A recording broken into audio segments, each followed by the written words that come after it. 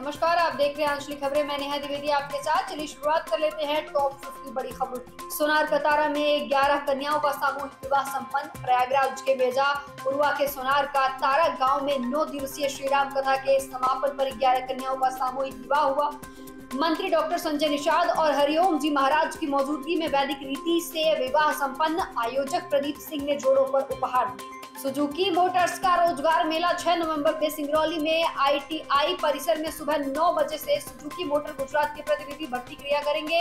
18 से 26 वर्ष आयु वाले अभ्यर्थियों को 25 से 30 तक वेतन की सुविधा मिलेगी। मिर्जापुर में जिगना के बेहसड़ा और गौपुरा बाजार के बस स्टैंड ठेलों और दुकानों से भर गए हैं। यात्री धूप और बारिश में खुले में खड़े रहने को मजबूर। प्रशासन से अतिक्रमण हटाने की मांग।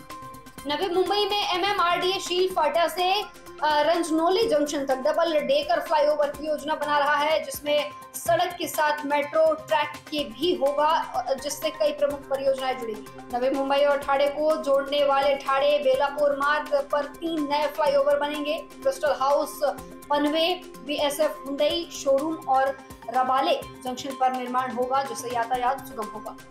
मुंबई में यशवंत राव चौहान सभागार में समाज सेवियों, उद्यमियों और कलाकारों को सम्मानित किया गया। अभिनेत्री अलका-ताई कुबर, डॉक्टर निशिगंधा वार्ड और के रवि दादा जैसे गणमान्य उपस्थित रहे। मुंबई में IDBN एक्सपो 2025 में युवा उद्यमियों ने नए उद्योगों की दिशा में कदम बढ़ाए। हिज होलीनेस सैयदना मुफद्दल सैफुद्दीन साहब की प्रेरणा से ट्रेंडिंग से प्रोडक्शन की ओर रुझान बढ़ा। महाराष्ट्र में कांग्रेस सांसद वर्षा गायकवाड़ ने मालाड PAP प्रोजेक्ट में 5000 करोड़ के घोटाले का आरोप लगाया। उन्होंने DCPR और NDZ नियमों के उल्लंघन पर प्रोजेक्ट रद्द और उच्च स्तरीय जांच की मांग की। नवी मुंबई और ठाणे को जोड़ने वाले ठाणे बेलापुर मार्ग पर बड़े नवीनीकरण की हुई तैयारी। क्रिस्टल हाउस, पवने, BSF हुंडई शोरूम और रबाले जंक्शन पर 3 फ्लाईओवर बनेंगे। 889 करोड़ की लागत से यातायात होगा सुगम। श्री रामनगर रामलीला मंडल की प्रस्तुति में कुंभकर्ण, मेघनाथ और अहिरावण वध के जीवंत मंचन ने सभी को भाव विभोर किया। प्रदीप सिंह ने कहा, स्थानीय कलाकारों की मेहनत और दर्शकों का सहयोग ही इस आयोजन की सबसे बड़ी सफलता है। गुजरात के दाहोद में भारत निर्वाचन आयोग के निर्देशानुसार 28 अक्टूबर से जिले में मतदाता सूची का गहन पुनरीक्षण आरंभ हुआ। कलेक्टर योगेश निर्गुणे ने सभी राजनीतिक दलों से सहयोग कर प्रक्रिया को पारदर्शी बनाने की अपील की। मध्य प्रदेश के उमरिया में महाविद्यालय में 3 दिवसीय कार्यक्रमों के साथ मध्य प्रदेश का 70वां स्थापना दिवस मनाया गया। डॉक्टर विमला मरावी के मार्गदर्शन में विद्यार्थियों ने गीत, निबंध व वाद विवाद प्रतियोगिताओं में भाग लिया। मध्य प्रदेश के बांधवगढ़ में इको सेंटर ताला में 7 वन मंडलों के 50 से अधिक अधिकारियों ने प्रशिक्षण लिया।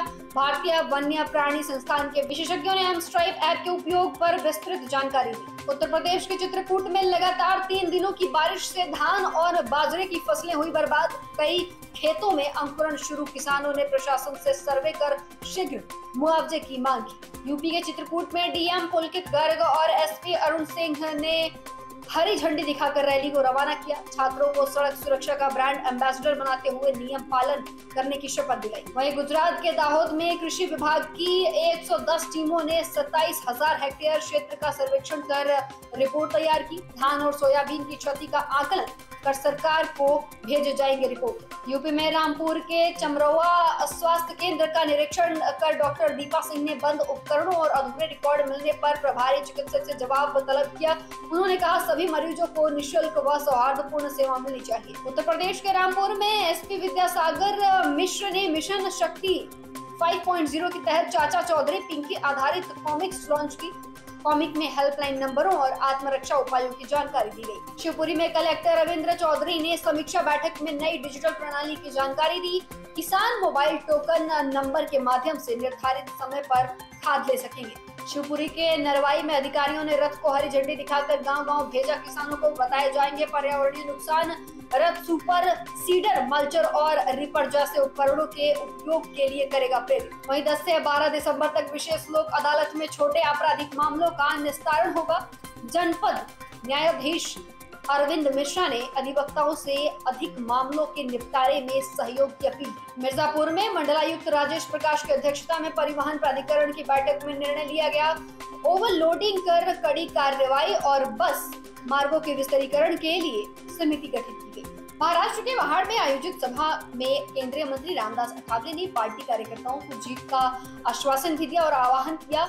भरत शेष गोगावले ने 2027 में चबदार तालाब व सत्याग्रह शताब्दी वर्ष पर विकास कार्यों की घोषणा। मिर्जापुर में राजकीय इंटर कॉलेज महुवरिया में समाज कल्याण विभाग द्वारा मुख्यमंत्री सामूहिक विवाह योजना के अंतर्गत भव्य समारोह आयोजित हुआ। कार्यक्रम में 211 जोड़ों का विवाह संपन्न कराया गया, जिनमें अनुसूचित जाति के 134, ओबीसी के 76 और अल्पसंख्यक वर्ग का एक जोड़ा शामिल रहा। खबर है प्रयागराज से। प्रयागराज के मेजा में जेपी सुपर पैलेस में आयोजित सांस्कृतिक कार्यक्रम में विद्यार्थियों ने नृत्य, गजल, लोकगीत और नुक्कड़ नाटक से मन मोह लिया। नशा मुक्त समाज और पर्यावरण संरक्षण जैसे संदेशों को प्रस्तुत कर विजेताओं ने ट्रॉफी जीती और सम्मानित किया गया। मिर्जापुर जिले में अपर्णा यादव ने आंगनबाड़ी केंद्रों, कस्तूरबा विद्यालय और NRLM संकुल का निरीक्षण किया। उन्होंने छात्राओं से संवाद कर योजनाओं की समीक्षा की और महिलाओं से संबंधित हेल्पलाइन नंबर प्रदर्शित करने का निर्देश दिए। वृंदावन धाम के फोगला आश्रम में 3 दिवसीय पार्थिव शिवलिंग निर्माण और रुद्राभिषेक महायज्ञ संपन्न हुआ। पूज्य डॉक्टर अनिल शास्त्री जी ने कहा, शिव आराधना आत्मशुद्धि और परमात्मा से जुड़ने का मार्ग है। मिर्जापुर में अपर्णा यादव ने शिवपुर और छानबे क्षेत्र में आंगनबाड़ी केंद्रों और विद्यालयों का निरीक्षण किया। उन्होंने ताइक्वांडो प्रदर्शन की सराहना को और छात्राओं के साथ भोजन कर योजनाओं की समीक्षा। रायबरेली के नसीराबाद में सरदार पटेल जयंती पर रंगोली, निबंध, भाषण और रन फॉर यूनिटी प्रतियोगिताओं का आयोजन हुआ। प्रधानाचार्य जितेंद्र कुमार शर्मा ने विजेताओं को सम्मानित कर एकता और अखंडता का आदेश दिया। महाराष्ट्र में गोरेगांव पूर्व स्थित जनसंपर्क कार्यालय में 3 भाषाओं मराठी, हिंदी और अंग्रेजी में प्रकाशित अखबार लॉन्च हुआ। संपादक पूजा पांडे ने कहा, हर व्यक्ति की बात हर भाषा में सुनी जाए, यही युगवार्ता मंथन का उद्देश्य है।